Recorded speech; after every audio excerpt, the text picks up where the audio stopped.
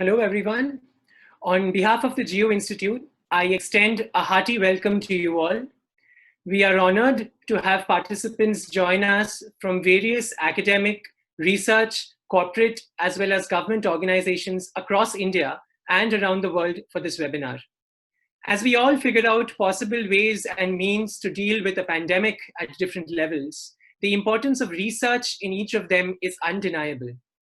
From predicting the rise or fall in numbers to discovering a vaccine, all of it hinges on rigorous research. The pandemic is just a case in point. No matter what the area, no matter what the subject, quality research always helps in more informed ideation, planned execution, and effective evaluation. Universities have historically been the cradle of great research. It is where students are allowed to learn, explore, question, and develop a rational and structured bent of mind towards research. Yet, when we talk about truly great research universities, the number is not too high. Reconciling teaching with research, mentoring, generating funds, creating an ecosystem are just some of the challenges that universities face in this endeavor. In the course of this webinar, Dr. Chameau will address the intrinsic nature and characteristics of the great world-class universities and how they lead to discovery, innovation, and prosperity. Before we begin, I'd like to request all participants to submit your questions in the Q&A box at the earliest. In the interest of time, please do keep them brief. Also, while you may use the chat function to address the panelists, please make sure you do so in an appropriate manner. I would now like to invite Dr. Palak Sheth, Project Director, to give a brief introduction about the Geo Institute. Over to you, sir. Thank you, Sanchayan. On behalf of Geo Institute, I extend very warm welcome to Dr. Chameau, President Emeritus, Caltech and KAUST, and former Provost of Georgia Tech. I would also like to welcome all participants to this webinar. I'm also pleased to welcome our Vice Chancellor, Dr. Deepak Jain, who was a former Dean of Kellogg Business School, Northwestern University. I also welcome all national and global participants, those who are present today. We have received more than 700 plus registration for this webinar, which includes 17 Institute of Eminence in India, IITs and IIM, 15 central universities, and 300 plus state universities and institutions. I would also like to share that we have a senior leadership across the globe represented here from the various industry, which includes a representative from government, industry, startup, and academia. Next. We also been represented by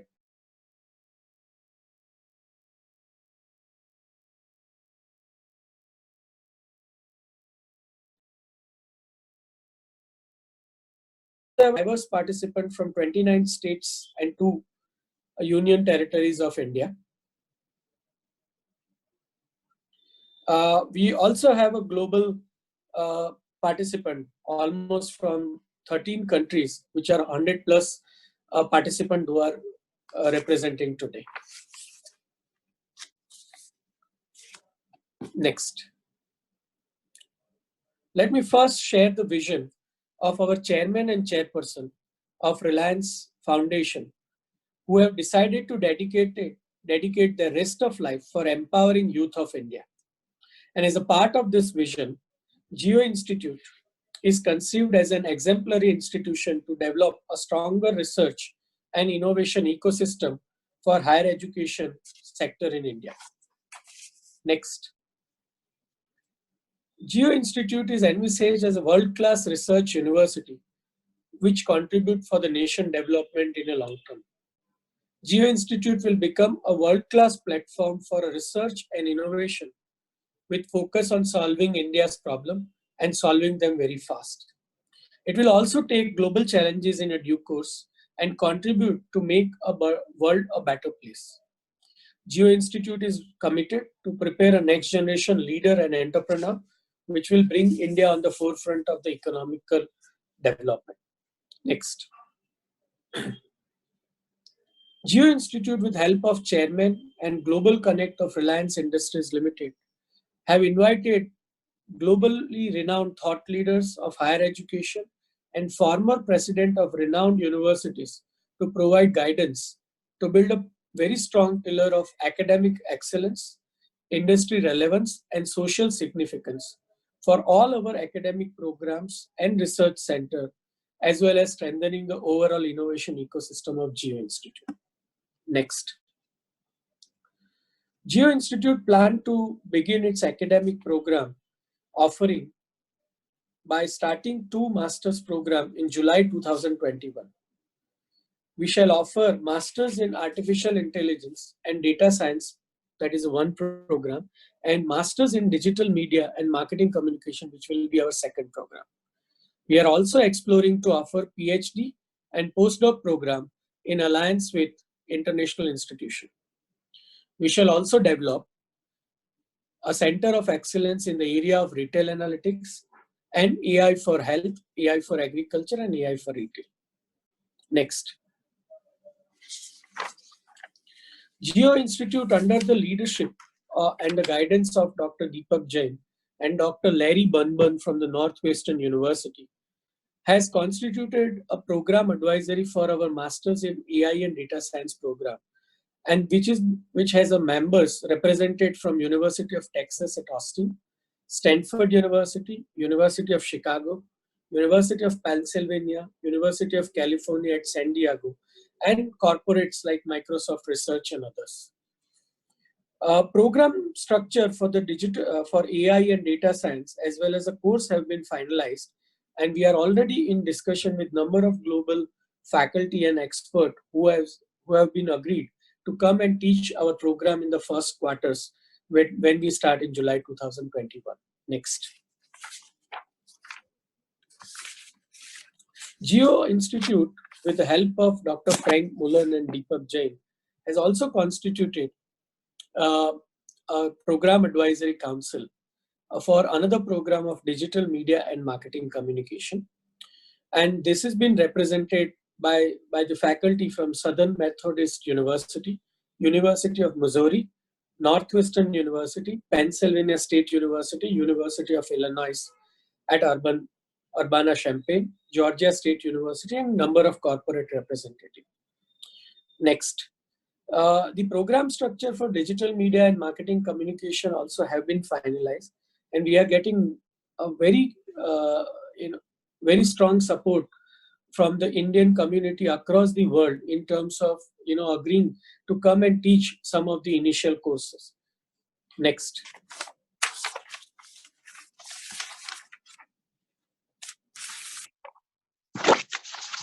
Geo Institute is going to start its initial campus from the place called Ulve. Ulve is a very strategic location, as the new airport of Mumbai is coming in the Ulve. There is a new sea link between South Mumbai and New Mumbai is also coming up, which will be landing at Ulve. Geo Institute will start its campus in the 2 buildings next, at measuring around 4 lakh square feet area and 52-acre area, which will be developed as a sports facility, as well as the green spaces. We have now initiated our recruitment of faculty and staff also.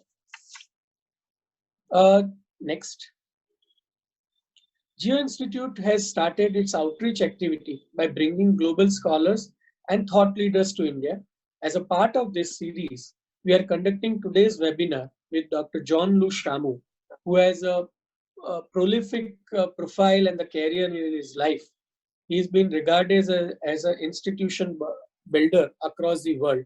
He did his PhD from Stanford University, spent large part of his career as a provost of Georgia Tech, then became the president of Caltech, and then also he built the KAUST, which is King Abdullah University of Science and Technology in Saudi Arabia. He has built remarkable research university in his career, and we are blessed to have him with us today to talk about the essence of great research university. Thank you very much, Dr. Chameau. This is over to you. Thank you very much for being with us.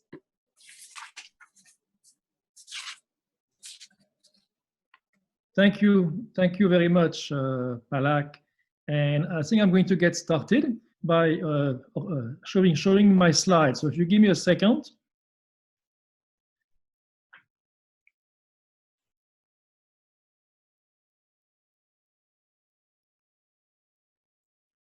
Okay, and I now assume that you all can see my slides.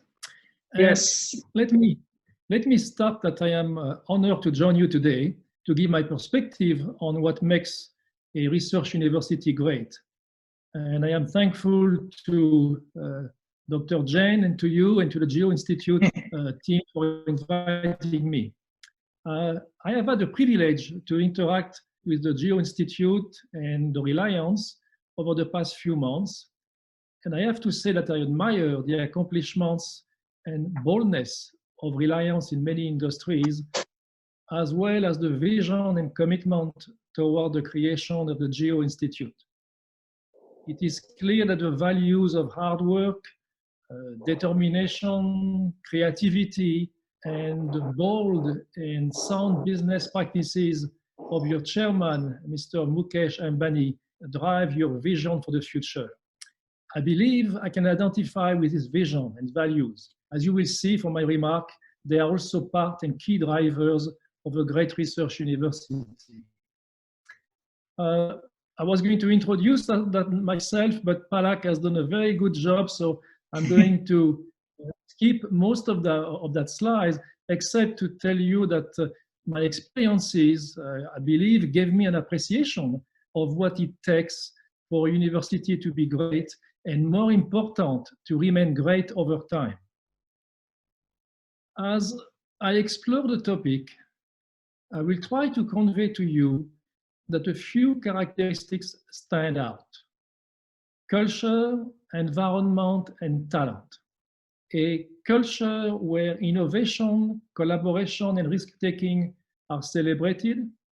An environment where great talent is given the freedom to conduct research in a climate that encourages collaboration and low barriers to ideas. It may seem obvious, but I will emphasize that freedom are at the core of success. Let me also say up front that when we speak of great research universities, their success is not based only on the research. Their greatest success is based on whether they educate students in an environment that stresses excellence, curiosity, innovation, and integrity. What distinguishes those institutions is that their graduates are prepared to contribute to society, and they have the passion for doing things that matter. Research universities have played an integral role in the innovation, economic development, and prosperity of a country or a region. This began in the 19th century. Universities were founded at that time with the explicit intent to enable and support industry and economic development. As described by Michael Porter and others, the landscape for these universities has evolved over time into an innovation ecosystem in which they not only educate a highly qualified workforce to support industry, but also they lead innovation and create new industries themselves.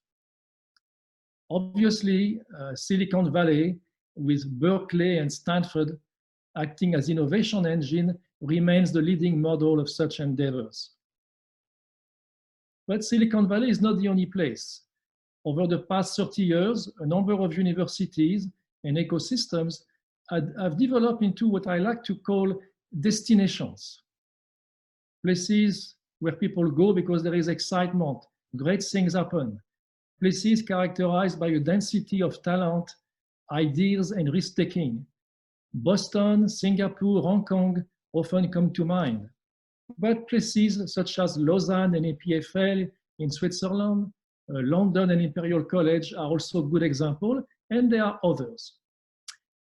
So what are the characteristics of great research universities, and how do they become and stay special destination? First, it is important to acknowledge and to appreciate that they do not succeed in a vacuum. Their success is always dependent on an entire educational ecosystem. For example, California's innovation is not built on a few great academic programs alone, but on a network of institutions, from major universities to community colleges and vocational training programs. This diverse system of institutions provides the education and manpower necessary for a knowledge and innovation-driven ecosystem. Stanford, Berkeley, Caltech are great and successful, in part because they are part of a larger educational system. California is only one example. Where you find great research universities, you also find strong educational ecosystem. They need each other. At the heart of these great research universities, you always find a group of truly creative, inventive, imaginative people, often unusual people. The work conducted in their research laboratories is essential, and those universities, they create the conditions to develop, nurture, and leverage such people, to create an environment that inspires them. For example, by embracing high-risk approaches and involving young people in research early. Let me expand on all those characteristics, or I should say values. The key element for success, and that's one I hope you will remember, is a relentless commitment to excellence in education and research. This implies encouraging and enabling highly talented people to address important questions with passion. Excellence comes from creative people who are interested in high risk, high impact work, and will dedicate an enormous amount of energy, passion, and tenacity to achieve their goals. If I may use an analogy, the research laboratories are like the garage workshops of entrepreneurs, best exemplified historically by Steve Jobs in his garage in Palo Alto, where the first Apple computer was built in 1976. Their laboratories, in those garages of ideas, great universities embrace the usefulness of useless knowledge that leads to innovation. This expression, the usefulness of useless knowledge, may surprise you. It was coined in 1939 by the American academic Abraham Flexner, who was the founder of the Institute for Advanced Study at Princeton. Flexner used the example of a very useful form of technology, radio and wireless telecommunications. The Italian inventor Marconi, the inventor of radio, based his innovation on discoveries by Maxwell, who developed the basic equations to describe the relationship between electricity, magnetism, and wave propagation, and Hertz, later on, who discovered that we could produce and detect those waves. Those discoveries were made decades before Marconi.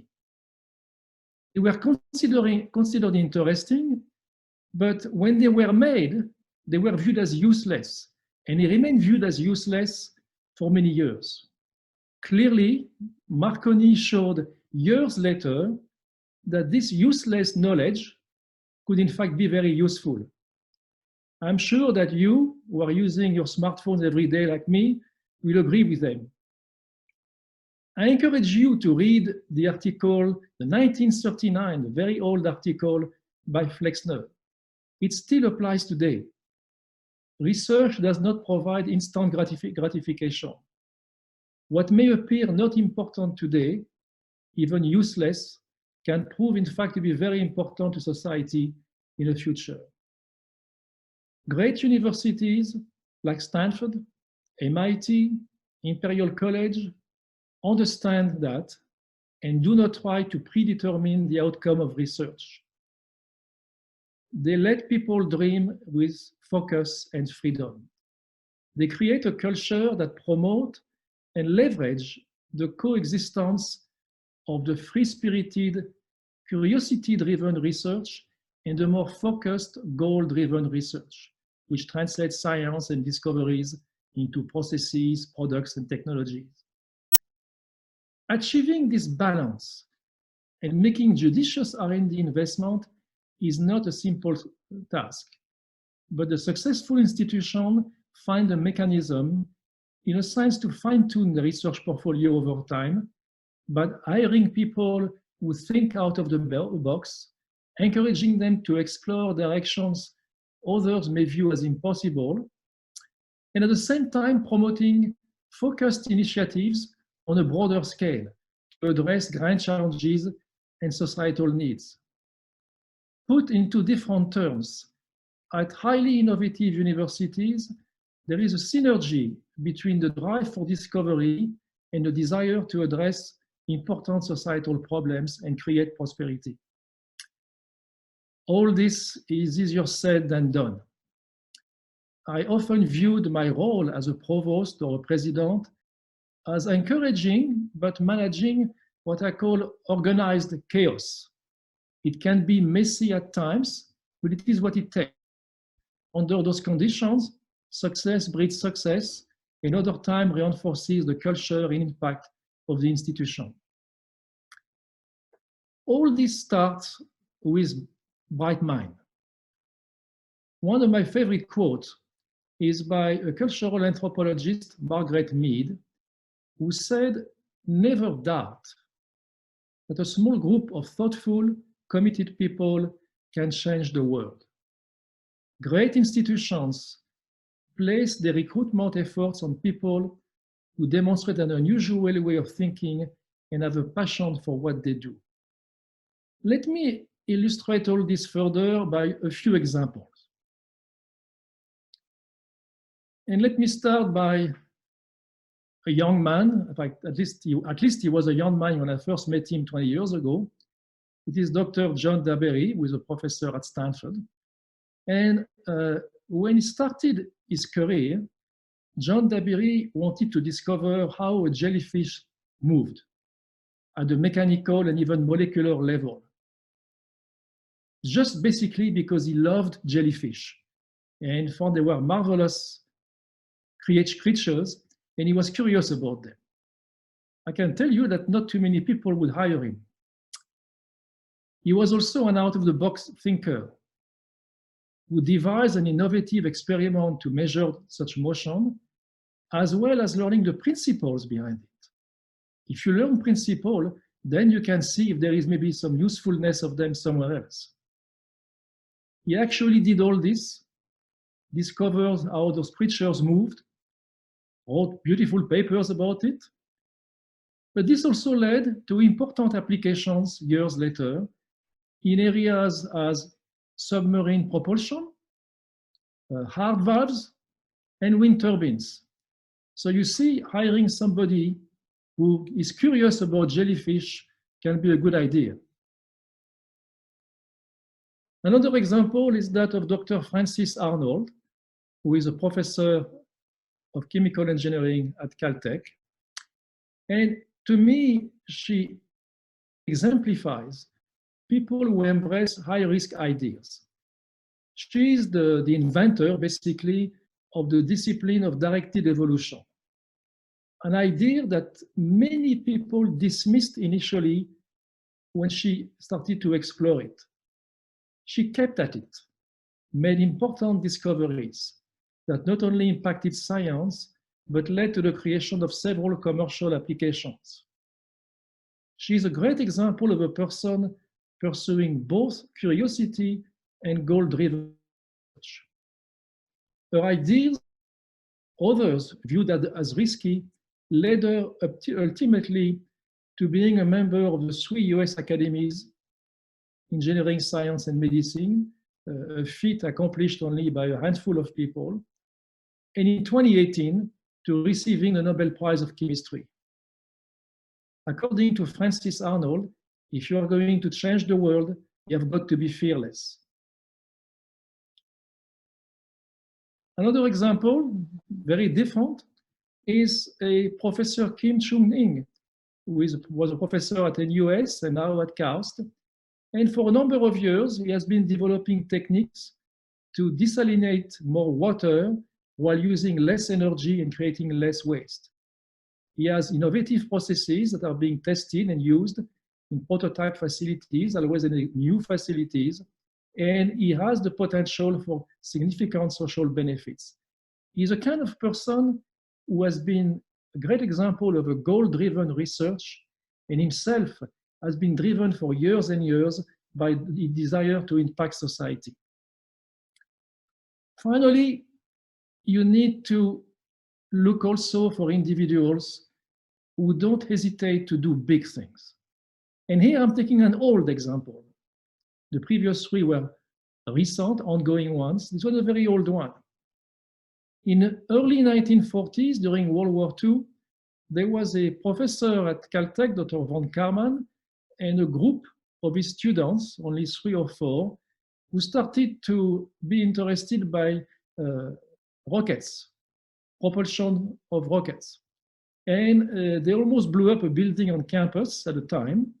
So the president sent them about 5 miles away, and you see a picture on, on the screen here on the left of those people, basically next to a pile of sand. They were away in an area in the mountains to start doing their work and explore the rockets. It starts then by people who want to do big things. A few years later, in 1958, those people designed the first US satellite called Explorer, which was sent in space after the Sputnik event. And the Jet Propulsion Laboratory, as it became to be known, became the Robotic Space Exploration Center of the US, and doing things like in 2012, the landing of the rover Curiosity on Mars. So people were daring to do big things.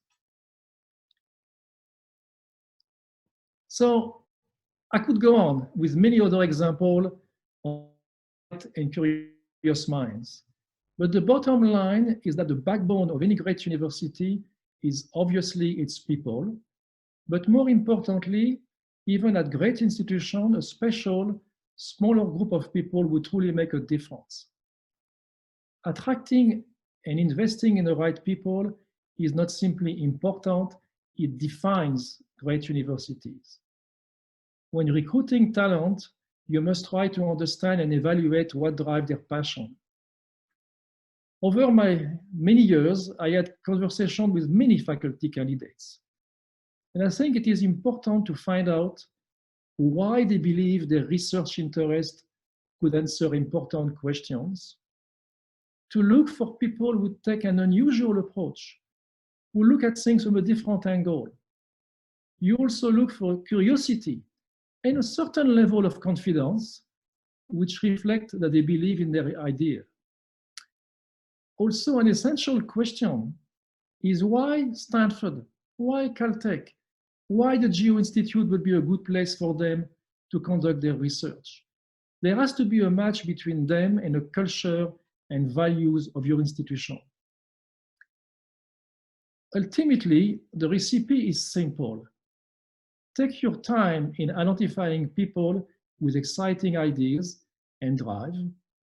Provide them with an environment where they can dream with focus and freedom, and nurture a culture of excellence.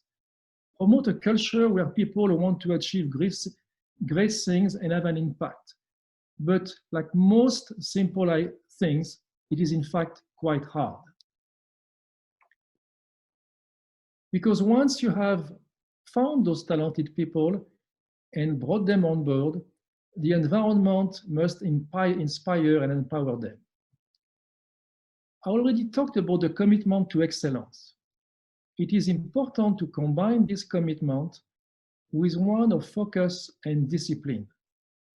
Do not try to do everything, but be the best at what you do and be disciplined about it.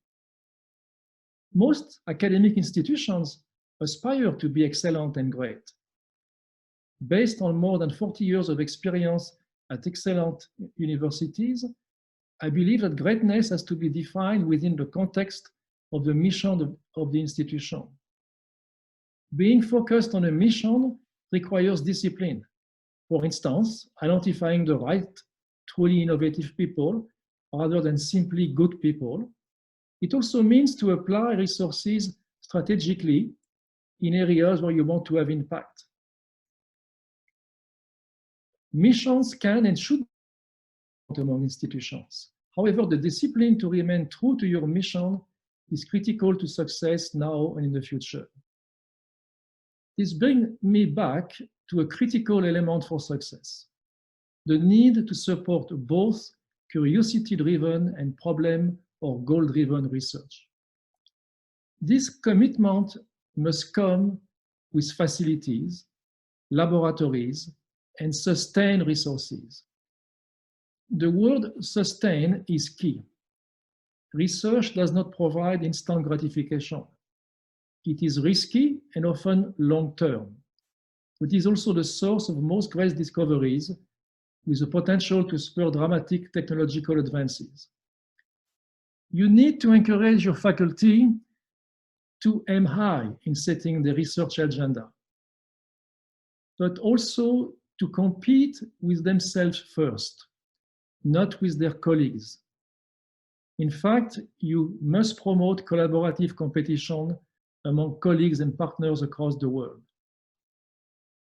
This value of competing with yourself first, I believe it's a value. It is at the core of the culture of the institution. It is also a great example for the young students being mentored by the faculty. Another characteristic of great research universities is to accept failure. It is easy to acknowledge successes, but great successes will not happen if you do not take some risk. If everything you do is successful, it likely means you're not taking enough risk. Accepting and even celebrating failure is part of the culture and performance of a great research university.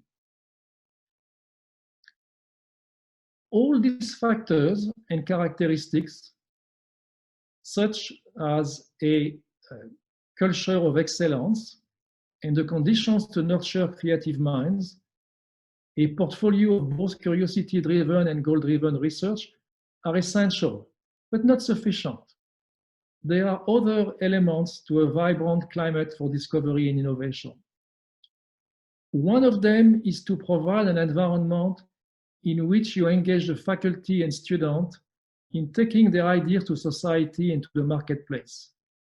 The approach is to focus intensely on shortening the path from that useless knowledge, or appear to be useless, to useful development. Again, this is easier said than done. At institutions that do it well, you find a long-term, trusting collaboration between the faculty and the technology team. They often encourage the formation of startups early, and they create a client-friendly environment for both faculty and industry partners.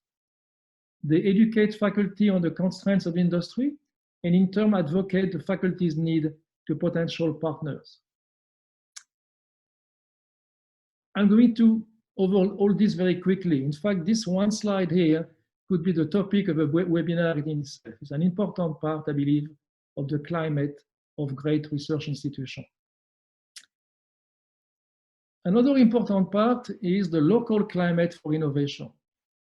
The climate for innovation in a university is a catalyst for a parallel, supportive environment in a local ecosystem. The same agile, interactive, talent-driven infrastructure and policies are needed to enable business creation and to facilitate their growth and success. Basically, most of what I describe for the university environment applies to some extent to the larger environment. So I will not spend time on this, except to say that the great research university, they make it a priority to immerse themselves in a local climate and play a leadership role in shaping it.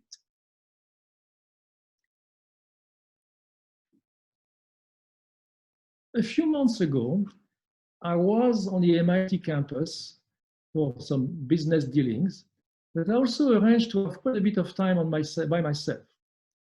I walked around a lot, went to different buildings and laboratories by myself, talked to people randomly. And if you do that, you feel, at least I feel, a sense of excitement. You find an unusual drive to make a difference.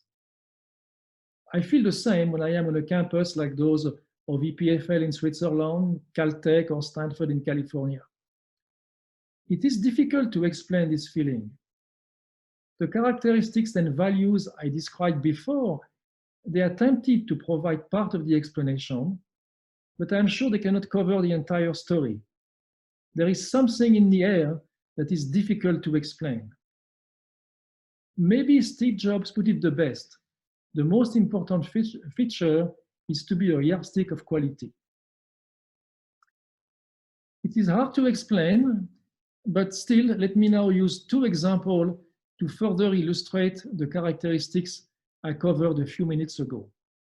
I will use two I know well, Caltech, a well-established university with a long history of excellence and success, and KAUST, one that is still in its early years, but is making significant progress toward excellence. For Caltech, let me start here, but something that may surprise you. It is the mission statement of Caltech. 1921, almost a century old. And in a century, only a couple of words have been tweaked. It is basically the same as it was 100 years ago. And I think it says it all, and it shows the focus and a long-term commitment of the institution. Simple things like expanding human knowledge and benefiting society through research integrated with education. A singular collegial atmosphere, being creative members of society. And this is the mission, the focus of Caltech, and the commitment and the discipline to do it for years and years. Focus, Caltech made a decision to be small. You don't have to be small. There are great universities which are quite big, but you decide what you want to be. Caltech has really, it may be the best example in the world in terms of recruiting extraordinary people. Sometimes they take an enormous amount of time, years, to find what they view as being the right people, and also a strong focus on young people, young faculty, students. But then to provide them with resources, sustain researches sufficient to ensure creativity. And also what I don't have time to go into today, but I feel strongly as a person who has managed universities, to stay out of the way, a very light administration. And if you do all this, one of my good friends at Caltech used to say that Caltech is a very special place where you are only limited by your imagination. The research environment cultivates excellence in all disciplines. It promotes multidisciplinarity, focusing always on difficult questions, and then also building around the excellence in the discipline, large programs, activities to address problems of social importance. Currently, if you go to Caltech, you will see lots of activities related to the environment, energy, medical science, information science. Very similar to KAUST, a young institution. And here what I did, and it's a slide I prepared a few months before I left KAUST in 2017, is to summarize the attributes of KAUST. And you will see in many ways they're very similar to what I described to you earlier. And I have to say that the people who developed those attributes, it was a committee of faculty from MIT and other universities. And they selected, I believe, some of the right attributes. Let me mention 3 of them here. To really assure that the university develops a portfolio of curiosity-driven and goal-driven research. And then to focus on experimentation, decided to provide unparalleled laboratory facilities and sustain support for that research. And it was a focus that the university has and keeps having. And also to decide that to take advantage by creating a work-play-life environment where people can concentrate on their work and at the same time be very happy and make life as easy as you can for them. There are other attributes, but those 3 I wanted to highlight. And if I try to summarize what it leads to, it leads to people who are very often free-spirited, very innovative, and highly motivated. So I went quickly over those few highlights about Caltech and KAUST, but it was to show you that it can be done. It has been done at Caltech for years and years, almost 100 years now, and for a few years at KAUST. And obviously at KAUST, time will say, no, there is still a long way to go. Now, in closing, let me try to summarize a few key points. Although it is an imperfect representation, there are characteristics and values of great universities that explain in part why they have so much impact on society at a local and global level, why they become destinations. Unusual talent. Talent is always the key to extraordinary results. Commitment to excellence, combined with focus and discipline. An environment that encourages both curiosity-driven and goal-driven research, and a focus on difficult and important questions. First-class facilities and sustained support.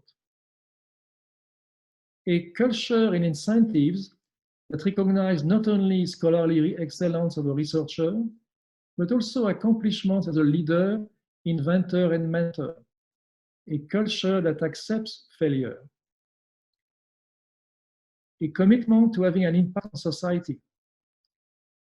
Finally, I didn't go much into that, but a dislike for at least a focus on minimizing bureaucracy. That doesn't hurt. One point I would like to stress again, as I did at the beginning, is that their main contributions to society are ultimately through their graduates. Graduates of those great institutions receive a high-quality education. This is a privilege which allows them to be successful, to accomplish a lot. If we do our jobs well, they should also appreciate that the privilege comes with a duty to contribute to the betterment of society, to give back to society.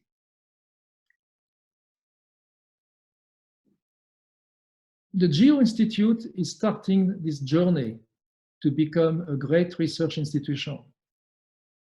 I believe the vision and aspirations of the GEO Institute are to be applauded. Reliance and the GEO Institute team are truly focused on creating a great institution and not just another university. They understand the difference and also that it will require hard and sustained efforts. As Thomas Edison put it so well, genius is 1% inspiration and 99% perspiration. Finally, let me end by a few remarks on leadership. If you look at the history of great research universities, you find that at different times, they were served by great leaders. Remarkable people who committed themselves to the task of assuring the institution is true to its basic values and mission, what I call the focus, assuring that the goals, strategies, and management reflect the commitment to the mission, the discipline, assuring that integrity and excellence are built in the DNA of the institution, the culture, and finally, assuring that the organization, framework, and resources promote discovery, impact, and innovation, the environment. I think that positioning the institution to adapt and evolve with changes, to be resilient to threats and able to seize opportunities is also what these leaders do. In addition, as did Thomas Edison, they appreciate that vision and goals are the easy part. The work and discipline it takes day after day to achieve and sustain the vision is the hard part. One of the leaders who most exemplify the importance of leadership is Dr. Chuck Vest, who was the president of MIT from 1990 to 2004, and also president of the US National Academy of Engineering from 2007 to 2013, when he passed away. Dr. Vest was a humble leader who acted with confidence, but could also admit errors. He listened to people, encouraged them, inspired them to do important things that matter. He also looked at what was coming next, both the opportunities and challenges. And most importantly, he was always making sure that the institution and its people were true to the values of MIT and acted with utmost integrity. He was a friend and mentor, and I am ending my remarks today with this quote from him. There is no better way, I believe, to describe the value of a great research universities and their importance to discovery, innovation, and prosperity. Thank you very much for your attention. Thank you so much, sir, for the presentation. We'll dive right into the question answer session. So I'll take the first question from Mr. Arun Sharma, who's the Director General for the Northeast Center for Technology, Application and Research. So his question is, and I quote, as all of you know, research output of an institute or university completely depends on how it is accepted by industry, not only producing research papers and PhDs. Unfortunately, in our country, industry provides less than 10% funds to academic institutes, and hence research outputs are not reaching the society. I feel there is a trust deficit between industry and research organizations or institutes. How can we overcome the same? Could you repeat? I was trying to get off my screen. Can you repeat the beginning of the question? Sure. So he says that the research output of an institute completely depends on how it is accepted by industry, and not just by producing research papers and PhDs.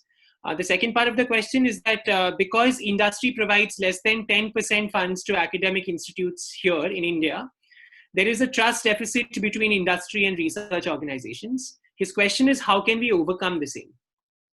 Okay, the first part of the question, I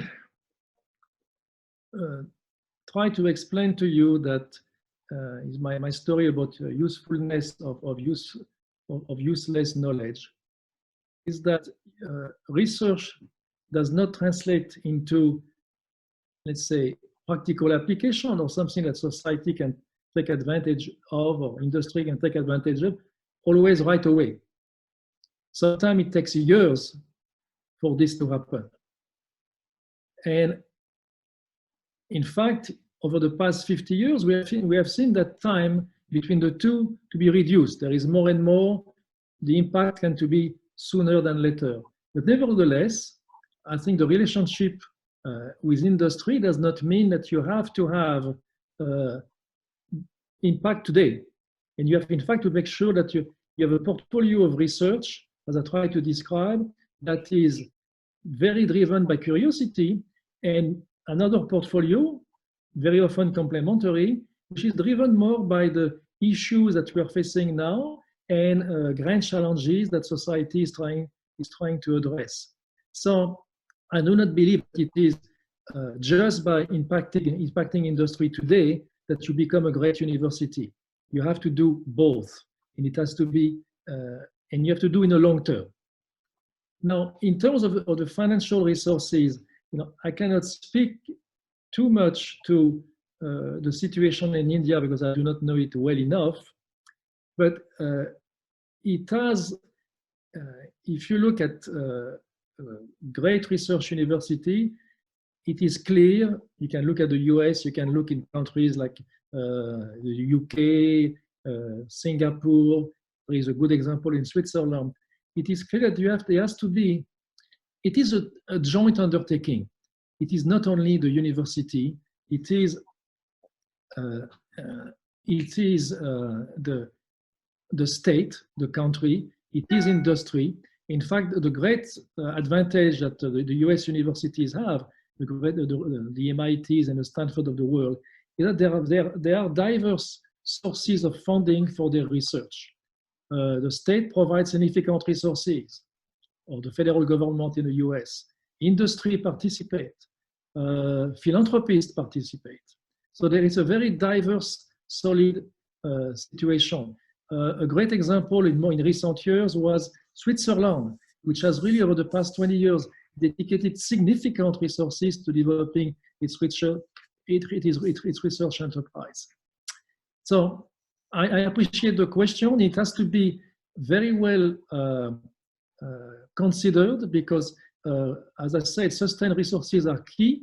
If I look at the Geo Institute, I believe that the team and the vision behind it, they do recognize that there is a long-term need for resources and sustained resources. Coming back to the industry piece, one idea that you should follow very well, you should follow in terms of your industry connection is really to try to build a trusting relationship over time. And the best way to do it is to involve people from industry on your campus. I had experiences along those lines at Georgia Tech, at Caltech, at MIT, where people get involved. Researchers from corporations are in fact sometimes embedded in the research done on the campus. And over time, that develops the trust and a relationship among the two. Okay, so the next question is from Dr. Mahendra Reddy, who is the Vice Chancellor of ICFAI Foundation of Higher Education. So he's talking first about the IOEs, the Institutes of Eminence, and his question is related to the rankings on what should be the strategy of these IOEs to get into the class of top 100 universities in the world.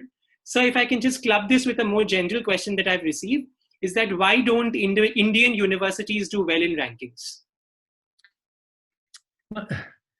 You will see, you will get an answer that you may not like, but I think I would try to avoid worrying too much about rankings.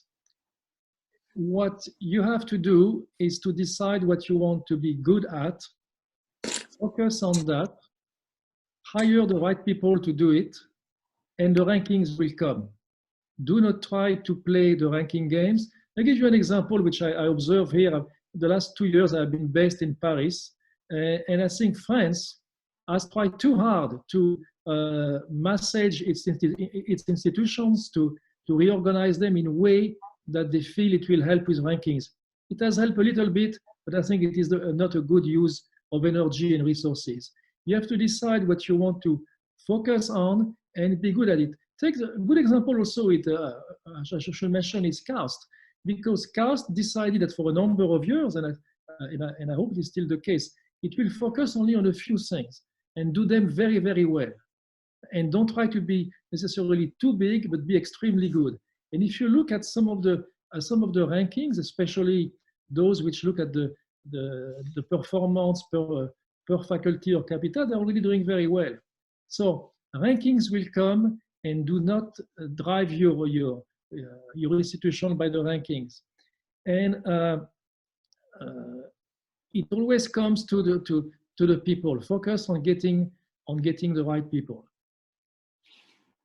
Okay, so the next question is from Mr. Piyush Bishnoi, who is a higher education expert. He asks that what are the 3 top performance indicators which have credibility for a research-based university, as demonstrated in a successful institute? So KPIs for good research. Let me start by a way that to answer the question that will not be, if you want, KPI driven. The thing that what you have to do over time is to assure that the work of your researchers, of your faculty, is clearly outstanding and makes a difference.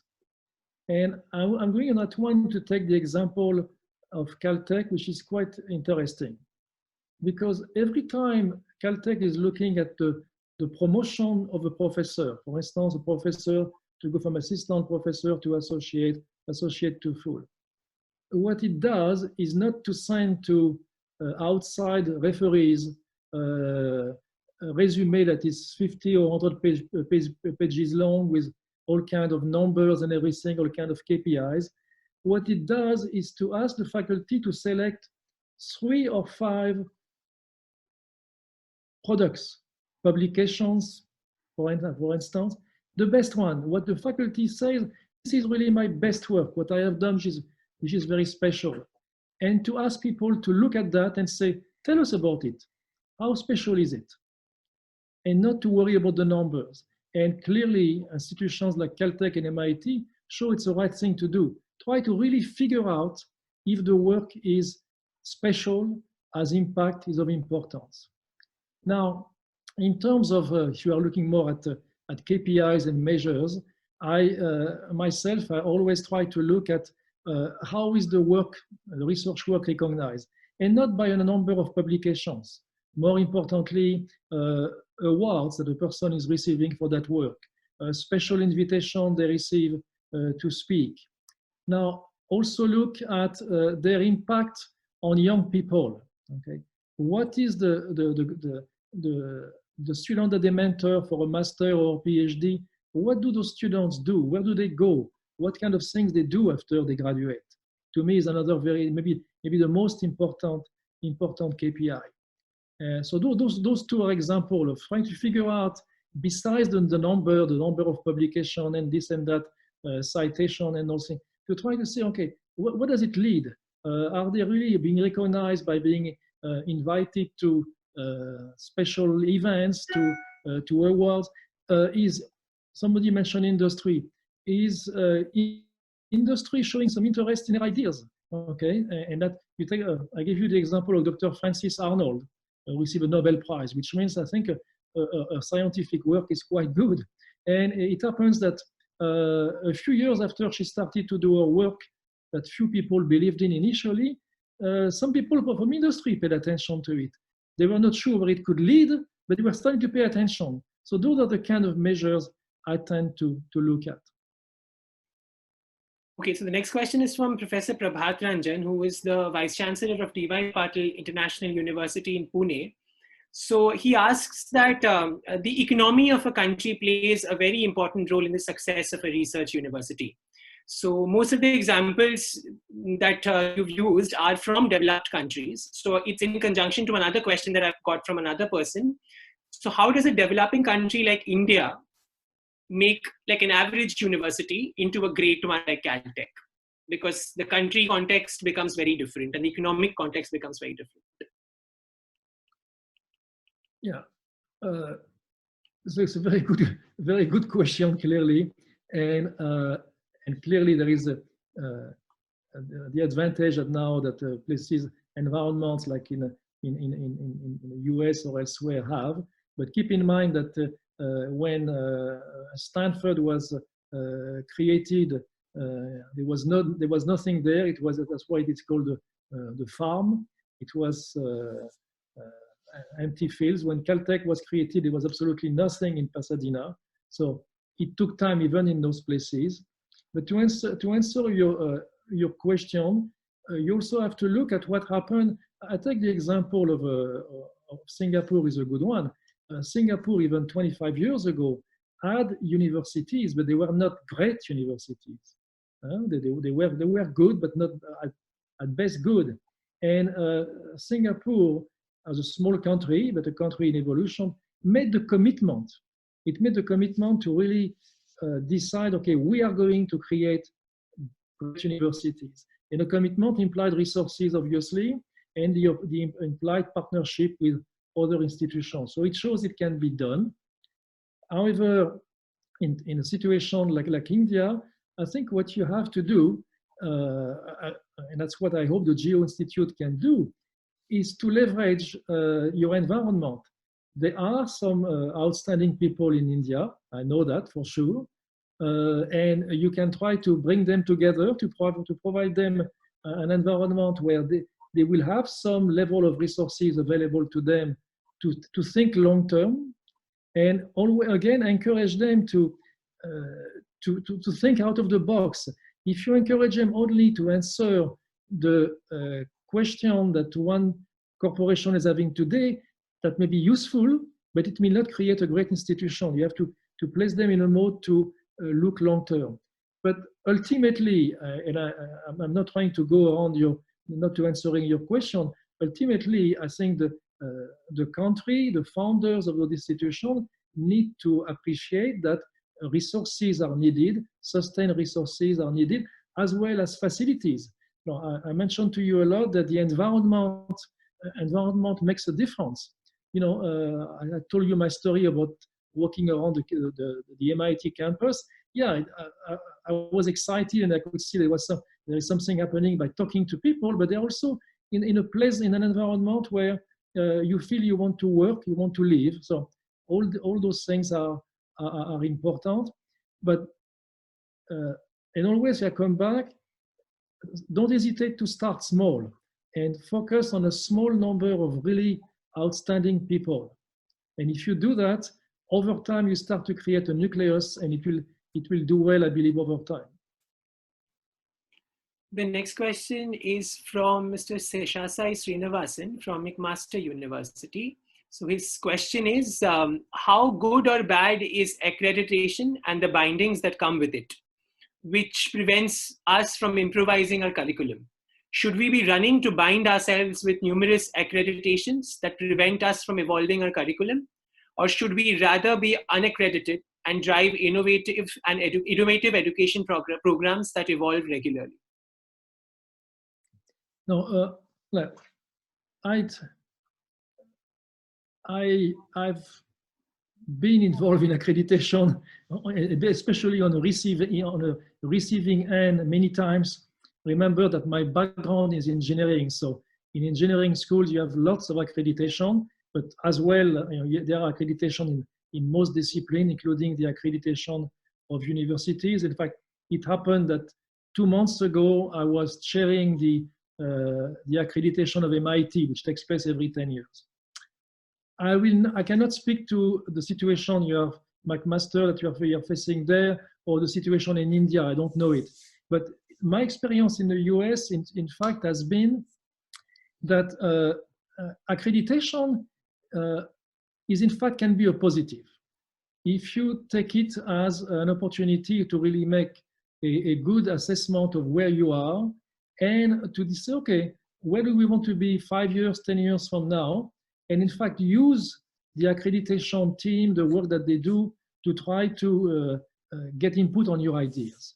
I know that in some discipline, like in engineering, sometimes there is a bit of bean counting, as we call it, but it is not that dramatic if you are well prepared. So I can tell you, I just finished the cycle for MIT, and I was chairing a commission of about 12 people who were evaluating MIT, and it was a good exercise for us as a committee, but also I got the feedback from MIT. It was a very great example for them, and in terms of they developed a plan for the next 10 years, their new ideas, including their Schwarzman College, and we helped them in that process. And again, it's also, you should look at accreditation as a way to test your mission, to test your focus and your discipline. So I always, I can appreciate from your question that you find accreditation at time can be a pain. Yeah, part of it is a pain. but it can be also transformed into a useful exercise if you use it as part of your cycle of self-assessment. Okay, so the next question is from Dr. Rashid Syed, who is the Dean of the Faculty of Doctoral Studies and Research at RK University in Gujarat. His question, and I quote, in the institutions that you have led, what was your approach to developing excellence in existing researchers as opposed to aggregating only the best ones? I think what one remark I made in this idea of competing with yourself. You know, I have found out that when you are surrounded by colleagues who are good and some maybe really out of scale, it's a good environment. And you say, okay, how can I keep improving myself? I give you an example, a personal example. My first job was I was hired as an assistant professor at Purdue, and it happened that in my field, which was at the time was geotechnical engineering, Purdue was one of the top 3 programs in the US at the time, and there was a group of half a dozen of very established, outstanding faculty there. And I was the junior guy. I just arrived, and I can tell you that I felt that being surrounded by those people, I had to do something. I had to accomplish, to try to see that I can do something important. So this idea of setting expectations for excellence is what makes a difference. Most people want to succeed. They don't come to work in the morning just to be there. So if you try to encourage to aim high and set high expectations for excellence, I think it will come. And what you have to do, obviously, is to support them. Okay, and to I have lived in environments that are competitive for finances, for resources, but when you have a person who, take an example, has not done maybe as well as he or she would have liked for a few years, but come up with some ideas or something they would like to explore, maybe different compared to what they were doing before, try to find some resources to help them, to get them started. And most universities can do that. So it is not rocket science. It is hard work day after day, and you have to keep at it. So next, we have Dr. Lalitha Leidwani. She is the director of the School of Basic Sciences at Manipal University in Jaipur. So her question is about the ranking system, but a different aspect. So she says that currently ranking systems are based on quantification factors. However, an ideal teaching learning process is qualitative in nature and needs to have more flexibility and innovation. How can we quantify teaching learning process in order to further strengthen research atmosphere in academic institutes? I am not sure I understand the question very well. Let me talk about teaching and research in a sense. And for me, they are intertwined. At least in a research university, the two go together. And in fact, it is always nice to speak from personal experience. I can tell you that I went to study in the US at Stanford by accident. And I will not tell you the story of my life, but it was by accident. But I did not stay there by accident.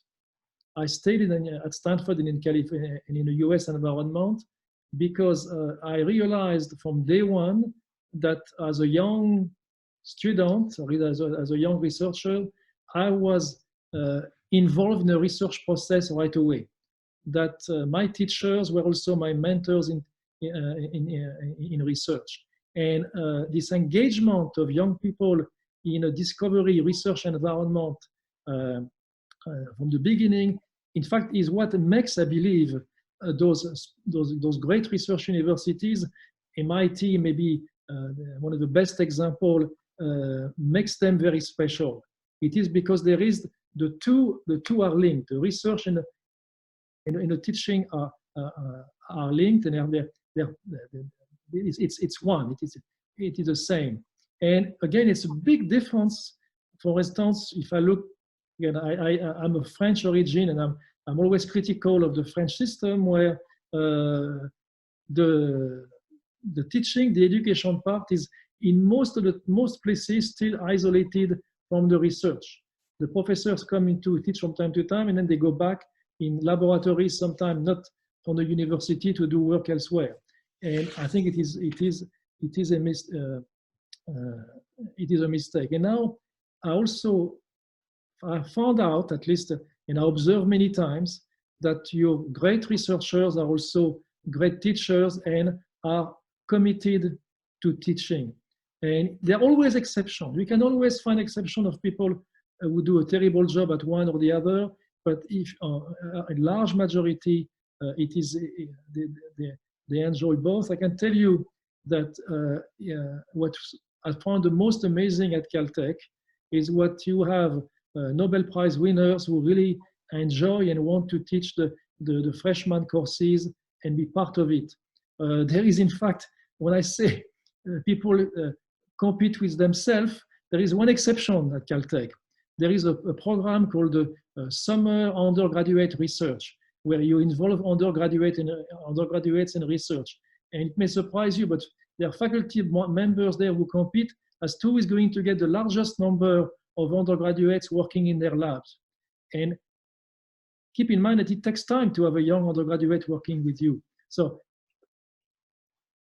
and in fact, also when I told you about the recruitment of people to assess if they are the right ones for your institution, you have to assess too if they believe in educating, if they believe in mentoring people. It is part also of your assessment. So next, we have a question from Dr. Manohar, who is the director of the ISBR Business School. So he says that India has very few research universities. Most of them are teaching and affiliating universities. What should be done to infuse greater research interests in them and their affiliated institutions?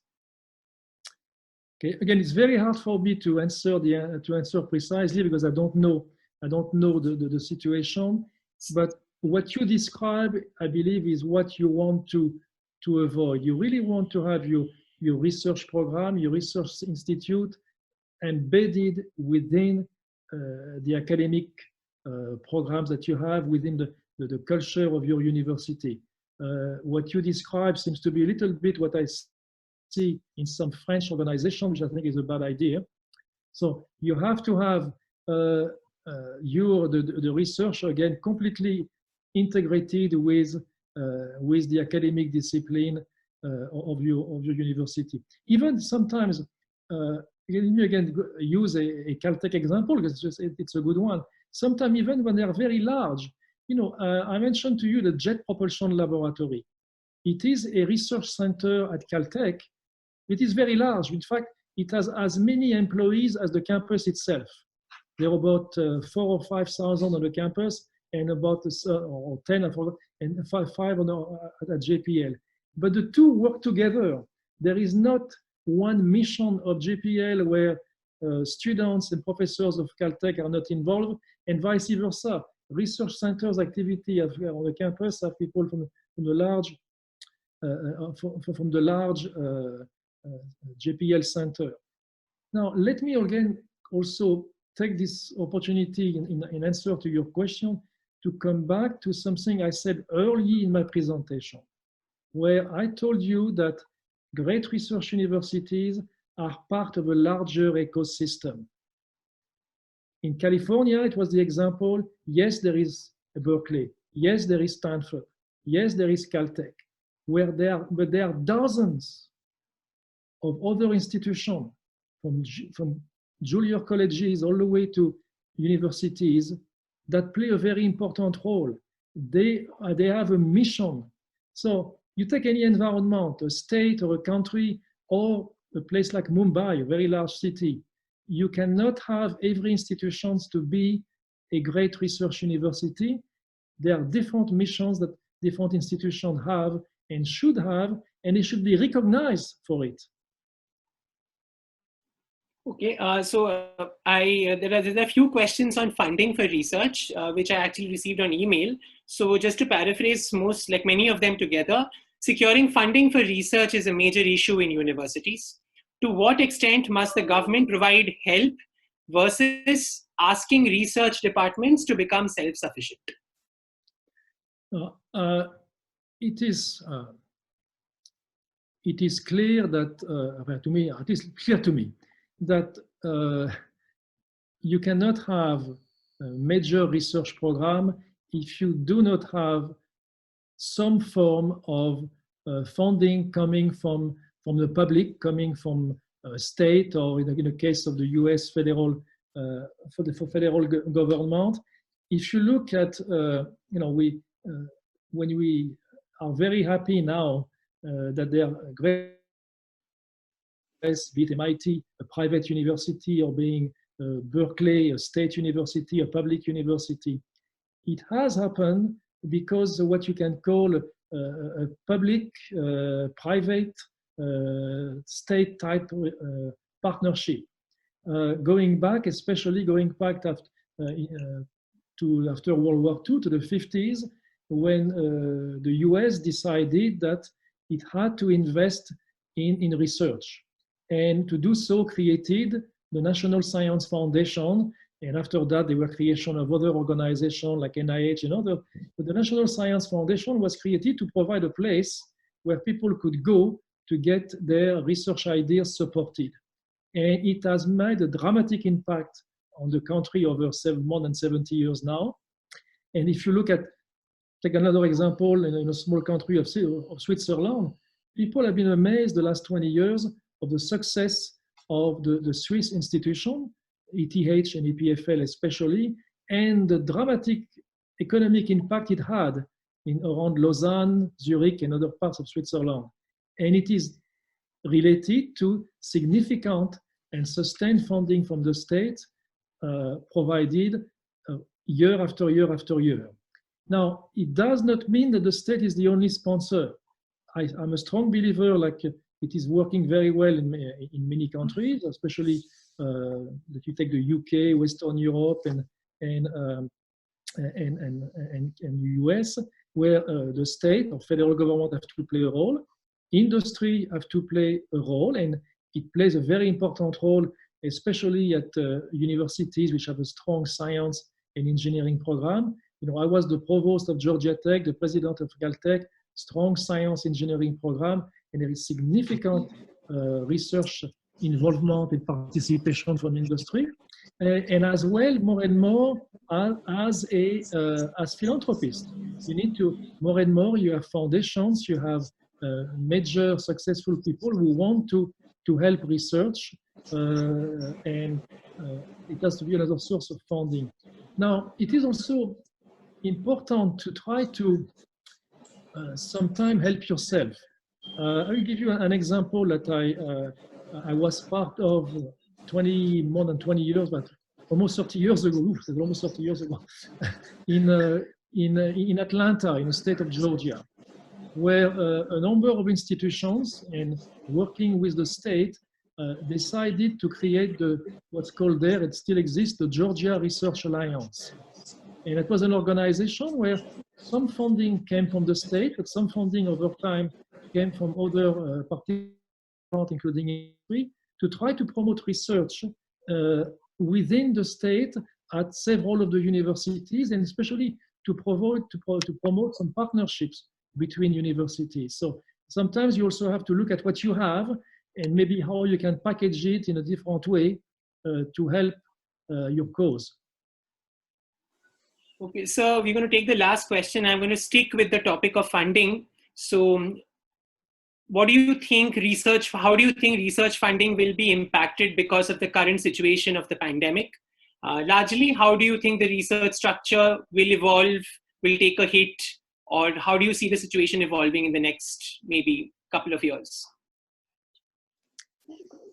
Yeah, first, I have the older you get like me, the more you avoid predictions. You are you have lots of talking heads already that you can see on TV almost every day, telling you that the world after COVID will be a totally different world. In the same way, after the 2009-10 recession, we are going to be in a totally different world. So I'm not sure as to what the world will be after COVID. Time will say. But I'm a strong believer that research will, in fact, likely benefit from this experiment, and because there was suddenly a recognition that research in medicine obviously is important, but also it had people realized that there was biology behind it, chemistry behind it, engineering behind it, logistics behind it, and that I expect that the support is going to be likely stronger in the coming years than it has been in the past. And it will be, I think it will be across the spectrum. It is, again, I cannot speak to India because I don't know the situation well enough. What's interesting is that in general, scientific research is not a topic where people fight. In the US that there are two major political parties, the Democrats, the Republicans. They can rarely agree to anything. But my experience has been for 25 years of my life, I had to deal with people in Washington, members of Congress and others involved in providing support for research. And you find that people on both sides are supportive of research. They view its impact on society, the long-term impact, very positive. Obviously, it's only one of the many agendas they have, but at large, I'm quite optimistic that research will do well after the episode that we have. And also, what is interesting, I was in fact listening to some reports about that recently. There is a realization that this industry, government, state partnership has to exist and be reinforced. It was made very clear because of the looking for vaccine, where it is not only people in the biology lab of universities that can do it on their own. Corporations have to be involved, and you have to think about the entire spectrum, from people being very curious about finding out exactly what's going on, why things are happening, to people who think about how I can take those ideas and produce on a large scale. So coming back to my curiosity and goal-driven activities, I think it is going to be along those lines. Thank you. Thank you, sir, for patiently answering all these questions. In fact, there are many more questions which I have not taken. So probably I can tell the participants, if you can email us the questions, we'll try and get a set to Dr. Chameau and get them answered. We'll now move on to the concluding remarks by Dr. Deepak Jain, who is the Vice Chancellor of Geo Institute. Dr. Jain is the European President and Professor of Marketing at CEIBS, which is the China-Europe International Business School. He is a globally recognized marketing and innovation expert whose insights have inspired a generation of business leaders to pursue success with significance. His career spans nearly 4 decades as an educator, a senior business school administrator, and a consultant to corporations and governments. Throughout his career, he has furthered a pedagogical model that combines academic excellence and business relevance to produce high-impact results with social significance. From 2011 to 2013, Dr. Jain has also served as the Dean of INSEAD. He was also the Dean of Northwestern University's Kellogg School of Management from 2001 to 2009. Over to you, sir. Okay. Thank you for the wonderful introduction, but I was really enlightened by the talk of Professor Chameau. And I thought I would like to summarize few of the learnings that I am walking away from his talk. He led many great institutions from the science and engineering perspective. And in my last 41 years, I spent time as a professor of mathematics, and then a marketing person.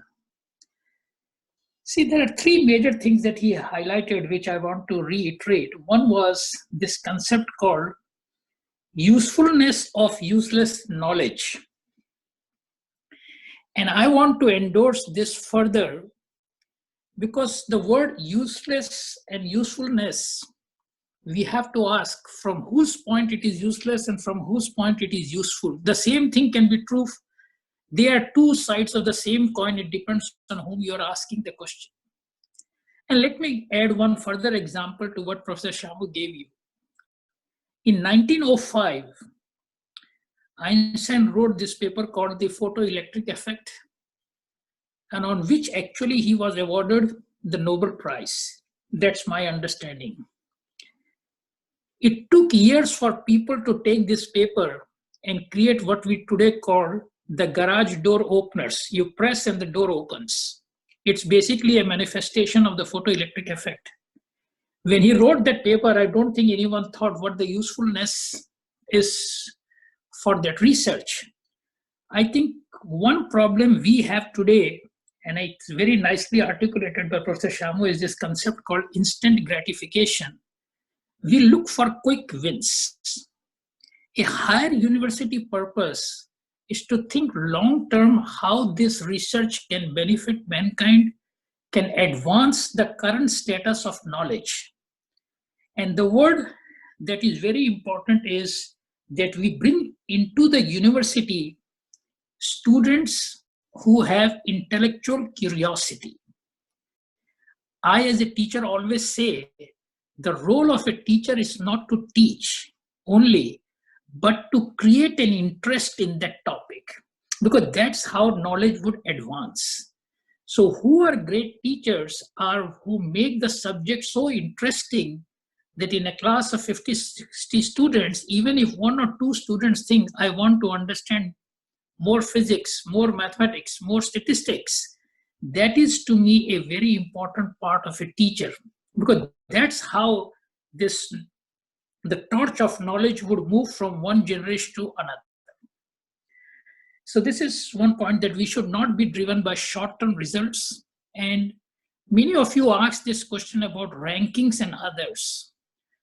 I also believe the same thing. You do your best. Ranking is a byproduct. If you make ranking as your objective function, then I think it is just like putting the cart before the horse. You have to do what you do best and what you believe you can do best. And then the output would be there. And let's not get attached to the rankings. The second point that he raised is about a research university. I think when you look at a university, we have a threefold mission. One is what I call knowledge creation, which comes from the research. Second is knowledge dissemination. That comes from the programs. You do a bachelor's program, master's, PhD. You disseminate knowledge, and the dissemination is through the teaching part. And the third mission is knowledge certification. By knowledge certification, I mean we universities have the right to certify that now you have acquired a body of knowledge, and we give you the degree of bachelor's or a degree of master's or a degree of PhD. Now, when we look at this threefold mission, we have to look at a university in an integrated or a comprehensive manner where you combine all these three things, and the output is the students that come out of these programs, and I describe them in my marketing language, the graduates are the brand ambassadors of the university. We are known for the research we produce, which comes from the faculty, but we are also known for the quality of students we have produced, who over time go and become the head of corporations. Some of them get into politics, some get into social work, and others. So this certification that a person graduated from Caltech or MIT or Stanford or ISB or IIT, that certification is very important, because that's how the new generation or the new aspiring minds would think about going to that school, where they see that this school produces students who have made a significant difference. A new mission that is unfolding today is what I call knowledge monetization. That how do you monetize the knowledge? And that is where the question that many of you asked was the bridge between academia and business. A lot of fundings can come from business world because they get access to the research minds of university, and the output can be something that can help the industry or society and everything. But to me, knowledge monetization can also be a derivative. It cannot be the sole objective of any top university. Our primary goals should be driven by research and then the quality of teaching. And definitely, there are some people who would be excellent researcher or excellent teacher. And in all my life, when I recruited faculty members, I told them you need to be excellent on one and good on the other. You decide what based on your own passion, an excellent researcher and a good teacher, or a good teacher and excellent teacher. If you are excellent on both, I don't have to question anything, but at least you cannot compromise, because the students also need to benefit from the knowledge that you have produced. And hence, to just conclude that our business is attracting beautiful minds with intellectual curiosity. We are a lab or an institution. When these beautiful minds comes, we develop their intellectual pursuit further, we enhance what they are looking for, and then create leaders who have what we describe not only academic excellence, also relevance, and also they have this spirit of creating a difference in the world, what I describe as the social significance part. Because to me, we need to produce leaders who will make a difference and create more world-class universities. So to conclude, this is the aspiration of Mr. Ambani. And I described when I was the dean of the Kellogg School, every school has to go through a branding exercise. And my brand for the Kellogg School was very simple. I used to tell students the day they joined the program, by joining the Kellogg School, you are starting your journey from success to significance. First, be successful. Don't be an idealist on day one. Try to do something meaningful, and then time comes when you want to give back. Today, Professor Chameau was with us. He is now devoting his time to make sure that we do things that can make Geo Institute a world-class institute. So both he and I are also, I would describe, on this journey from success to significance. We have led many institutions, but our commitment is that how we create a world-class university in India. And I tell you, the main thing is to get started, and we are looking for all your help, support, ideas that you have. We, as Professor Chameau said, it's not a question of competing with other schools. We all should work together to create something that we all would be proud of. And very few people in life get to build something from scratch. And this is our opportunity. This is a great time for all of us to be together and do something for Mother India. Thank you. Thank you so much, sir. I don't think you would have ended this better. To all the participants, I see a lot of questions about the slides and the entire recording of the webinar. We will be emailing all of you with a link to the recording as well as the PowerPoint presentation. As Dr. Jain said, we'd love to hear from you. So please, all of you have my email IDs. Please write to us, give us feedback, not just about the webinar, but also about the Institute. Also, lastly, thank you so much for taking time out of your busy schedules and joining us for this webinar. We hope to see you soon in our next session. Thank you so much. Thank you, everyone. Thank you, Professor Chameau. Thank you. Thank you, Deepak. Thank you very much. Thank you, everybody.